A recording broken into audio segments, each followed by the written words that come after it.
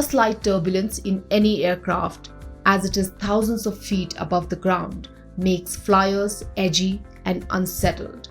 And what if there is a technical snag? Hundreds of flyers in a snag-hit Hyderabad-bound flight recently heaved a sigh of relief after their plane landed in Karachi. Under normal circumstances, they wouldn't have been that happy. Against the backdrop of a spate of emergency landings this year, the government told the Parliament on August 1st that airlines have reported 478 technical snags between July 1st, 2021 and June 30th this year. The recent incidents also forced the Directorate General of Civil Aviation or DGCA to direct SpiceJet to reduce its flights by half for 8 weeks.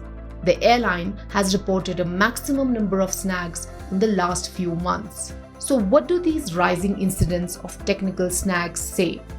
Are airlines cutting corners to stay afloat and are compromising on safety? The DGCA report suggests so.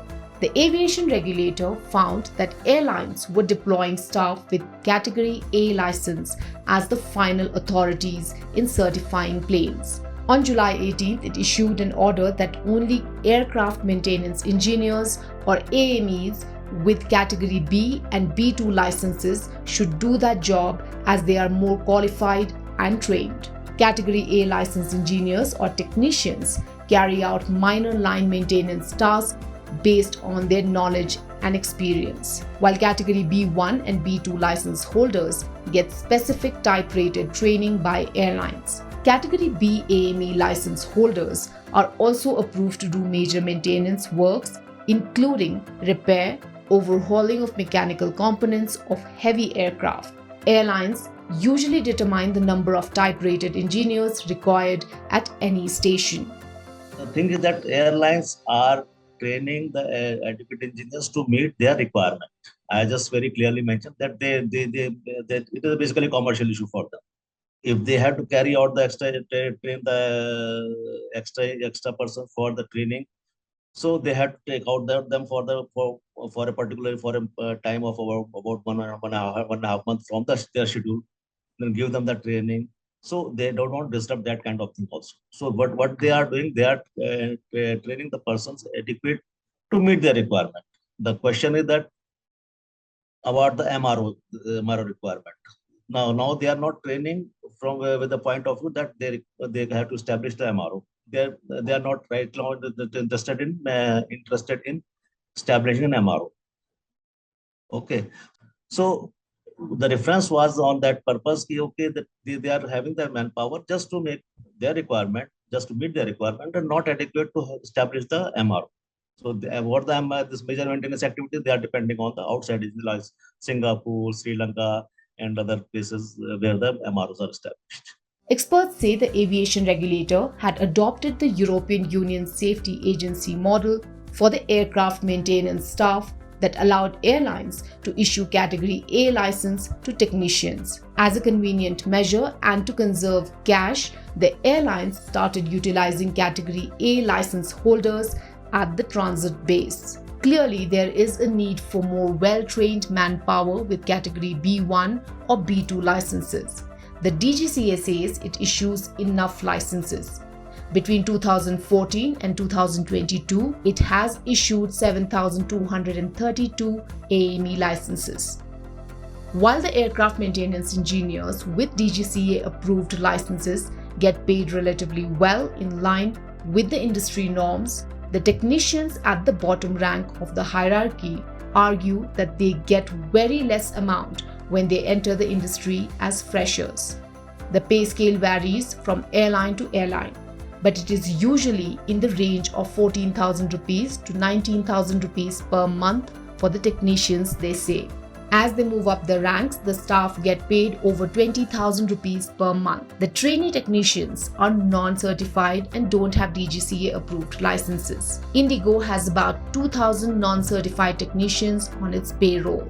Currently, there are over 50 AME institutes approved by the DGCA. Experts say AME institutes only equip students with basic knowledge that is needed to get licenses. Airline executives have recently told Business Standard that high jet fuel prices and nascent recovery from pandemic have been holding them back from increasing the budget towards all this. Globally too, technicians get paid less. According to an aviation technician education control survey in the US, the average entry-level hourly pay for a mechanic was $22.36 in 2021. Aircraft maintenance workers and pilots are demanding higher wages to cope up with high inflation.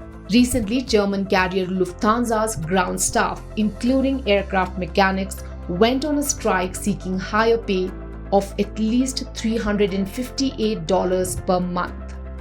Apart from the manpower, the DGCA has found that there is an increased trend of minimum equipment list releases of aircraft, which allows the plane to be flown for a specific time period even if there is a minor problem. With new aircraft getting added to airlines' fleet every year, the DGCA must step in and reconsider whether airlines can regulate the well-trained manpower requirements. The airlines also need to resolve its issues with employees to ensure that passengers' safety is not compromised.